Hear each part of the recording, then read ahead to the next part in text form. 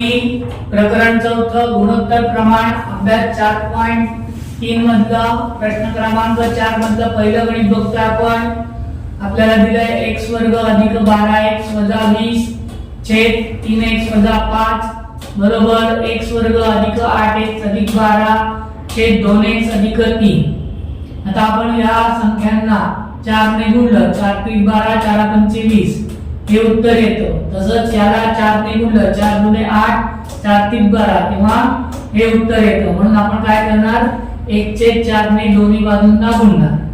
x वर्ग अधिक 12x वजा 20 छेद 3x वजा 5 बरोबर 1/4 बरोबर x वर्ग अधिक 8x अधिक 12 छेद 2x अधिक 3 गुणिले 1/4.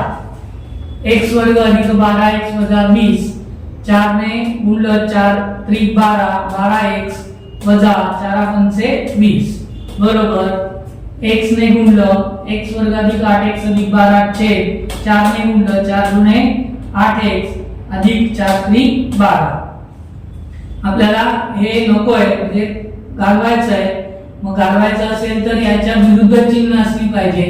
विरुद्ध चिन्ह पाहिजे असेल तेव्हा वियोग क्रिया करायची आणि पीक चिन्ह पाहिजे असेल तेव्हा योग क्रिया करायची. म्हणून काय करणार आपण वियोग क्रिया x वर्ग अधिक 12x वजा 20 वजा कंसात 12 वजा 20 छेद काय केला अंशामधनं वजा केला छेद 12x वजा 20 बरोबर x वर्ग अधिक 8x अधिक 12 वजा छेद वजा केला 8x अधिक 12 कंस पूर्ण छेद 8x अधिक 12. आपण कंस आता काय करणार आहोत उघडणार आहोत. x वर्ग अधिक 12x वजा 20 कंसाच्या बाहेर वजाचं चिन्ह असल्यामुळे आतल्या पदाची चिन्ह बदलणार वजा 12x अधिक 20 छेद 12x वजा 20 बरोबर x वर्ग अधिक 8x अधिक 12 कंसाच्या बाहेर वजाचं चिन्ह आहे आतल्या पदाची चिन्ह बनणार वजा 8x वजा 12 छेद 8x अधिक 12 अधिक 12 वजा 12 गेले 12 वजा 12 गेले 0 अधिक 20 वजा 20 गेले अधिक वजा वजा 0 म्हणून उत्तर आलं x वर्ग छेद 12x वजा 20. तसंच 8x मधनं 8x गेले 0 12 मधनं 12 गेले 0 म्हणून उत्तर आलं x वर्ग छेद 8x अधिक 12.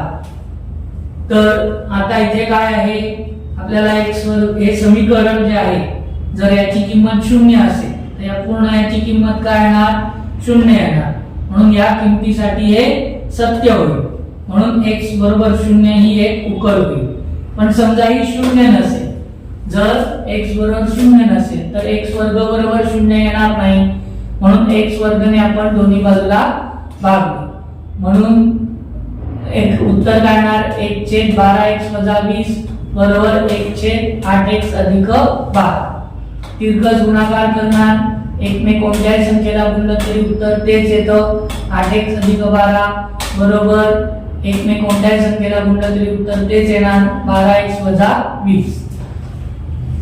हे जे 20 आहे ते डाव्या उजव्या बाजूला आहे ते आपण डाव्या बाजूला घेऊन येणार तेव्हा त्याचं चिन्ह बदलणार वजाचं अधिक होणार म्हणून 12 अधिक 20.